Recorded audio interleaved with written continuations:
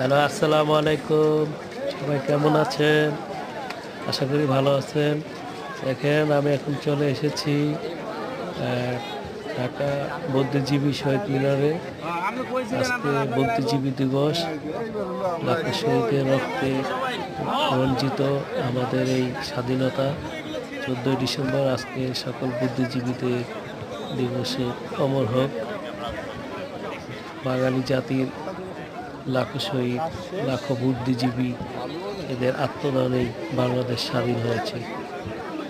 বিয়াস, এই যে আমার পিছনে দেখেন ফুল দিয়ে রাখছে সবাই।